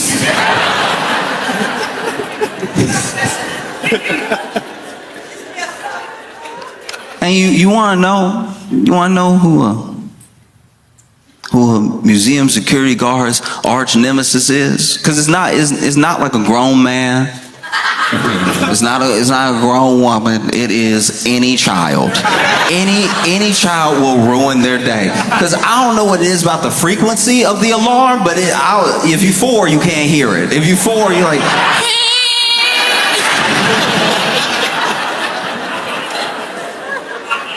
I was at this museum one time. This security guard was in a true predicament because this child was out here touching everything. He was touching to the point that it sounded like their alarm was going off to the tune of Mary Had a Little Lamb. And finally, the security guard started like chasing his child around, and not like really chasing him, not like Dennis the Menace chasing him, but just like following them around, hoping to maybe this kid's gonna go back up to their parents or something and be like, can you please hold your child's hand or something, because they've been touching everything. Got applesauce on everything. Because as a security guard, what are you going to do? You can't grab this kid. You can't actually grab this. I know that sounds crazy to anybody who was born in any era before now. You have to kind of let this kid put applesauce on all the art, because if you touch this kid, you've committed murder. So if you snatch this kid and even hold their hand so you can find their parent, you are basically killing them. So you have to like let them kind of do it, but then follow them around, but then not touch them, but then make sure they don't touch anything. It would look terrible. And so finally, this security guard just started running interference on every item. This child was walking up, getting ready to touch a sculpture. Security guard get in there. No. just trying to box him out of every room. And then finally his kid, realized what was going on. Felt like it was a game. So this kid is like, oh, you want to play? I love to play. Playing's my favorite thing. Playing's basically my job. And so he running interferes. There's a painting.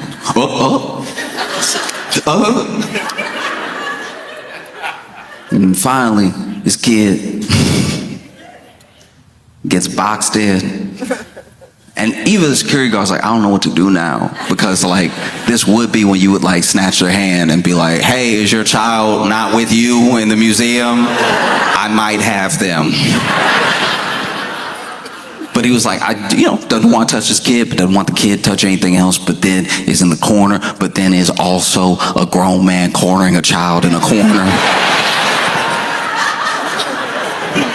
Just because you're at work doesn't make it look better.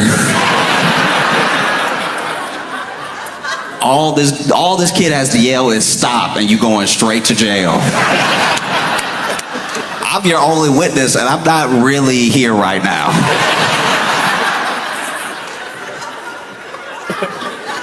And so this kid boxed into the corner, and you can see kids having fun. The kid's over here.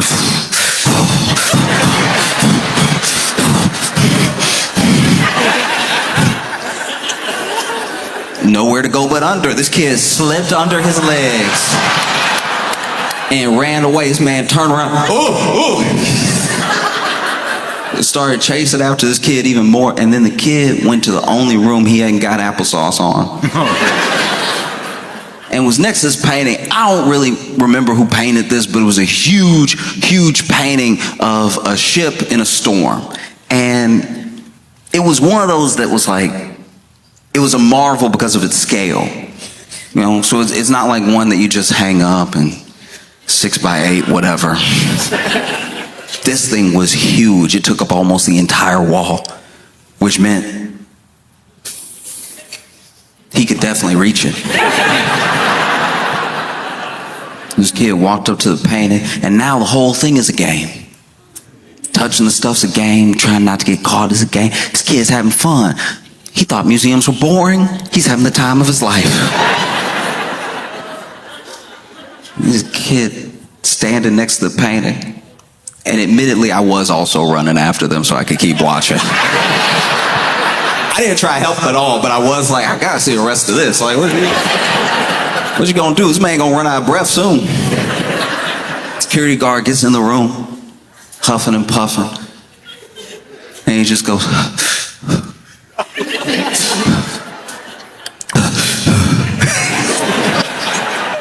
even the kid for a second was like, ooh, are you? I might have killed a grandpa. I don't even know. And then this kid goes in his pocket and lifts an applesauce covered finger. And I was like, it's been in his pocket the whole time. Children are disgusting. This kid been running around with a pocket full of applesauce this entire museum trip.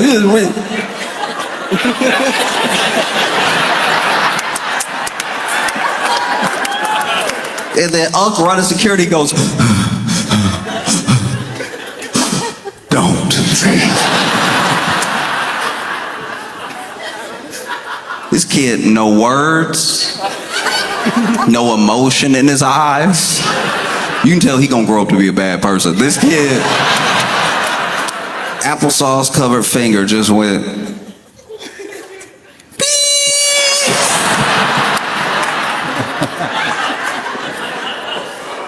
And so if a security guard is defenseless against a child, what do you expect them to do against actual robbers with angle rods that they just used to break into the second floor window?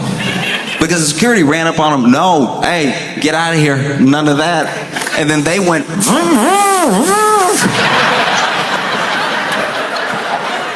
security was like, you know what, let us help you. Everybody out. Everybody out. Everybody get out now. Security made everybody get out but them. Don't you see these men working? Get out.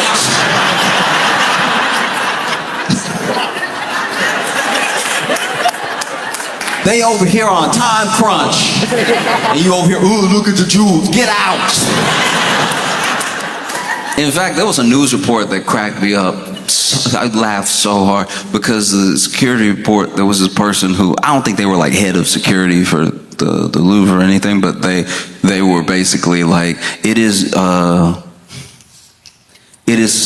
museum security's #1 job to make sure the people are safe, and that's what they did. They made sure the people were safe. I was like, you are changing the narrative right now, because anytime I got too close to a painting and I heard the and then I had somebody come over, it didn't seem like it was for my protection. You know what I mean? It wasn't like they were running up, hey, that one, that painting, that wakes up. Don't get close. Please.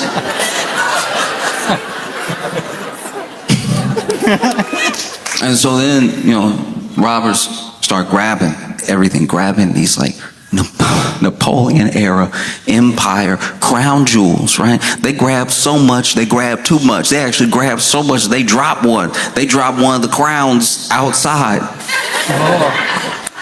And this is gonna sound dumb. This will sound dumb, so bear with me, because I know it's gonna sound dumb, but I don't think it's dumb, all right? I thought, truly, even when I went to museums, for as many museums as I go to, I've been to museums in Europe, I go to museums here, I go to every museum that I can. I thought for certain that when you see something in a museum, that under certain circumstances is a replica. I can tell by your reaction that some of y'all think I'm dumb and some of y'all think what I thought.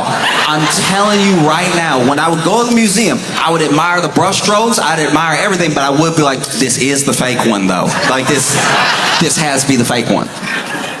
And I thought that because if you remember, right before 2020 and even after the pandemic, you would have activists that would go to museums. These, climate activists would go to museums and they just throw like tomato soup on supposedly priceless paintings, right? They would go up to like a Van Gogh and be like, blah! And then they glue themselves to the wall or something, and then they would be like, this is why we did this. And you will have to listen to me for as long as it takes to unsuperglue my hand from the wall. Because people who are climate activists feel like no one is listening to the point where the only thing that will get any attention or like stop people for a second to listen to them is just extreme acts that knock you out of whack. You know what I mean? Just things that you go, what? What? They did what? Why did they do that? And then they get to explain. It's like the better version of canvassing, because they tried to canvass. They really did. Everyone that cares about the climate tried to canvass, and what did you do? You walk by them. They were like, do you have a minute for the planet? And you're like, I'm headed to work, please.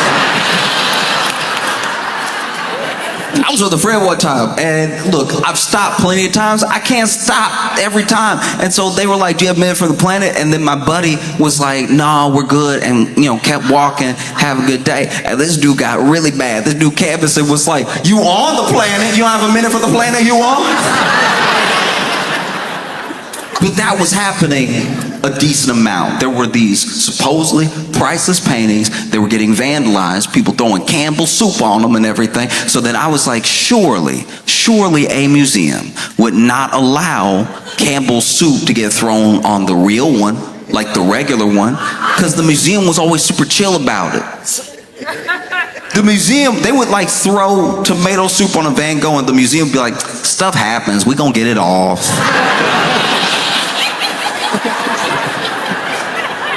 You gonna what? You gonna get it off? Because when I got close, when I tried to smell the painting, I heard, and then you came over, no smelling. It was get it off, no big deal. Or you would see things like I don't know about you, but the tomato soup that I eat got a little oil to it. And you throw it on oil painting, it seems like it might leave a stain. I have no idea. But then you would see the museum come out and be like, no permanent damage was done to the artwork. And I'm like, how? I've dropped suits that were clear on my hoodie before it had the stain forever. How's this 200-year-old acrylic painting fine? It must be a fake. I used to think that, look, if you go to a museum and you see just like you could touch it, that one can't be real. But if you go to a museum and it's behind glass, that's the real one, because they bothered to protect it. Why are you just bothering to protect some pieces? That doesn't make sense to me. So then in my head, I was like, those aren't the jewels. You know what I mean? That's just colored glass. These people so stupid, they ran up in there and risked their freedom for some colored glass. And then the French government came out and said, priceless items have been stolen from the Louvre. And I was like, that's the real jewel! Y'all didn't run any armed security around the real crown jewels? For a split second, I felt like it was my money. I was like, what are y'all doing? Ooh, I need to sit down. You said it was priceless, and then right after saying it was priceless, they were like, it's about $100 million. I was like, oh, seems like a price. You said priceless for a day and a half, and then immediately y'all were like, I think 103 probably. At least round up to 110.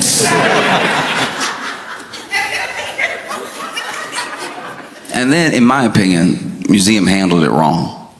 You know, they were over here freaking out.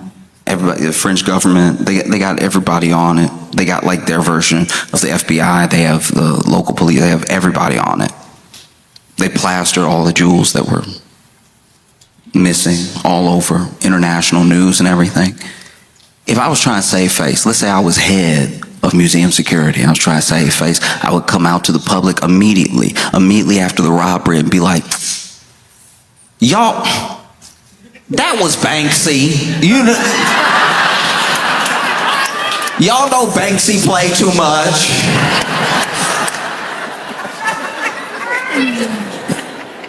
But this is where I wish that they had done a better job of being creative, being inventive. You know, you've just been robbed, one of the boldest robberies that we've seen.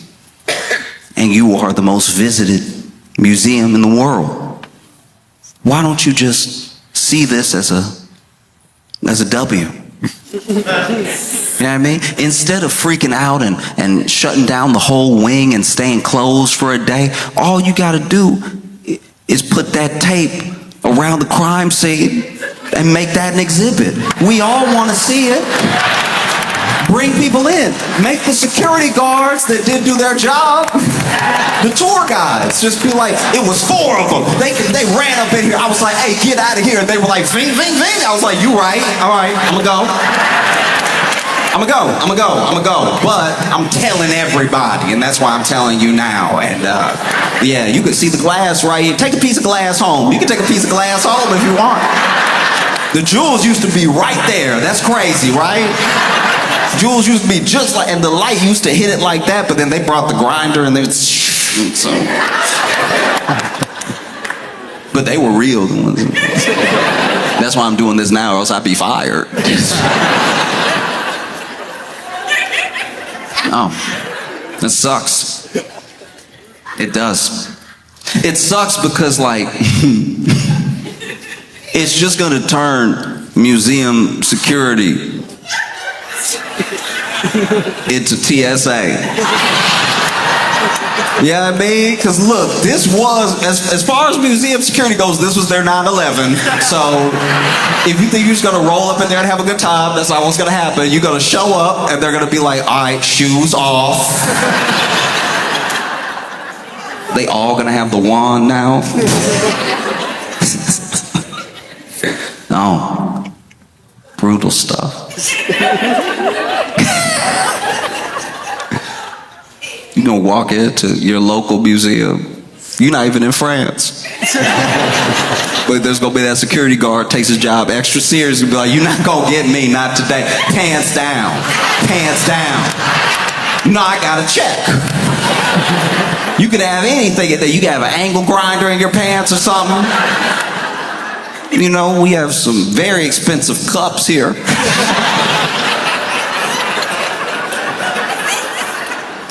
I love a tour guide at a museum because then they'll tell you how expensive something is. And at least with the pottery, maybe this is me not being cultured, but some of the pottery that's in museums, and then they'll tell the story of how the pottery got to the museum, and then they'll be like, you know, this is worth easily $100,000. And I'll be like, nah, it's not.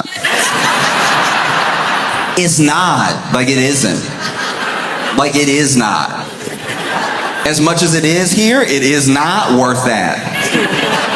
Like the function of is, like it is here, like it exists, like it is. It is here. And it is not worth that. And you know how it's not? I know it's not worth that. I know it's not worth that. Because you had to tell me how much it was, because I thought it was worth nothing. I thought y'all dug it up and brought it here because y'all were like, this was just in the ground. Isn't that interesting? I bet you people aren't leaning over the register at the gift shop being like, how much was that clay cup? I only have 50,000 on me. Dang. I would have loved that clay cup that looked like a caveman did it. Because I need to be clear here. I'm not just trying to be rude. The one that I'm talking about, it wasn't like some beautiful African art. It wasn't like a Greek pot or something that was painted with a story on it. It just looked lumpy. It just looked lumpy to the point where I was like, even when they drank out of this, there's no way they got the water on a consistent basis. You could tell it's primitive because it looked like a cup that gulps. Looked like it pours when it wants to. Lip of it all uneven and everything. This is $100,000. I'm like, all right. You sure you didn't look at it too fast and add 2 extra zeros? Because I don't think so.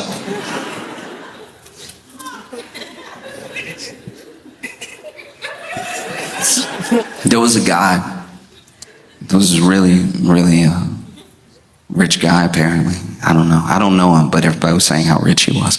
And he got on the Instagram to actually physically cry about the crown jewels being stolen. And he gave this whole speech about how, like, the robbers, because there's this assumption that the robbers aren't going to be able to just sell the jewels they stole as is. There are plenty of people in the world that would pay the money it would take to sell them just as is, and maybe they just keep it and only they know they have it. But art collectors usually like to show off their collection, and so they can't tell anybody. So it's better just go ahead and maybe melt it down, sell the jewels. The jewels themselves are still very expensive. In fact, you'll see where throughout history pieces have been stolen. Mona Lisa was stolen before.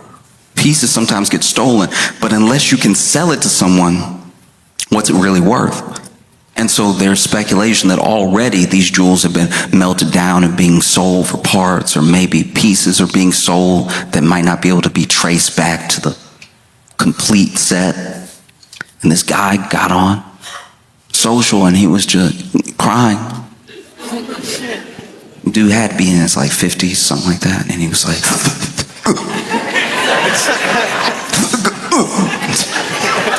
it was that crying where, okay, you know, it was like the crying you do when you're little, but you let yourself do it again when you get grown if something gets to you enough. Which is crazy because he went online to cry. but then was fighting the crying. But he's fighting the crying to camera. But then just don't turn the camera on yet. Like if you let it out real quick and then do your video. You doing the video, like no one putting the video in your face right now. You doing the video and you wait, just wait. No one asked for this video. You could wait a day. You could wait till you're over it, or you could just not do it. But this dude got some people just cry like they choking, and it's just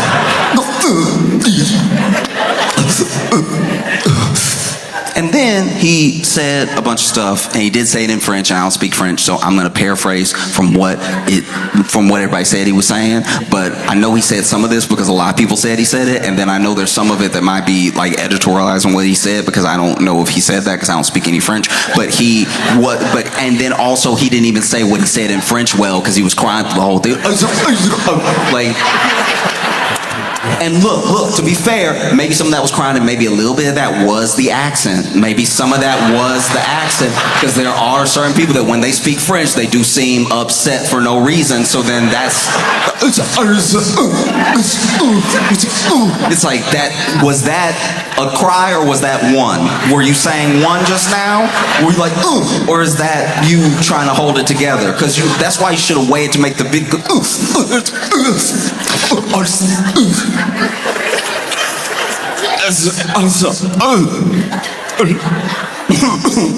That's a cry. That was not French. That one. And what this dude basically said was that you didn't just steal from the Louvre. You stole from the French people. You stole a piece of our heritage. You stole a piece of our history. And if you melt that down, if you repurpose that, if you sell that, you will burn in hell because you have stolen from the people. And I'm sure, I'm almost positive, I don't know everyone who's seen the video, I just know that I saw it, but I'm sure if you saw that video and you were from Africa or Brazil or just anywhere, I'm sure you watched it and you were like,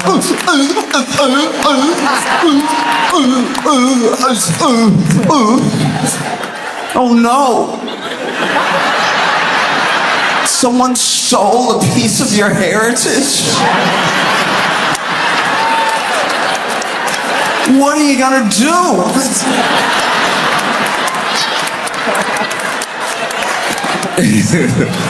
Someone in Sri Lanka is like, not France. What are you gonna do? And look, I can understand if you are from some of those other countries, if you're from like an African country or something like that, if you're from Haiti and you see this thing, that you might be like, oh no, not the Louvre. They have our stuff too. Did they steal our stuff?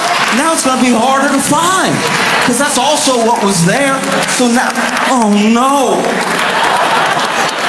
Someone stole it, you know?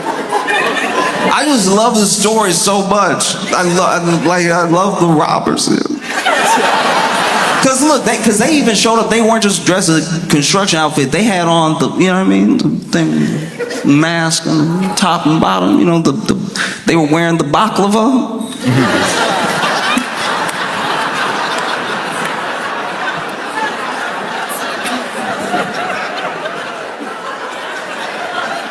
I don't know, I love this crime so much because it feels a lot like,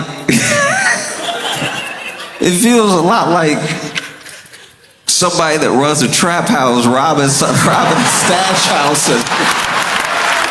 And then the person from the stash house is like, we gotta call the police. I can't believe somebody would steal from us. This is unacceptable behavior. We stole all this stuff fair and square. This was ours. And then they took it from us in an act of injustice.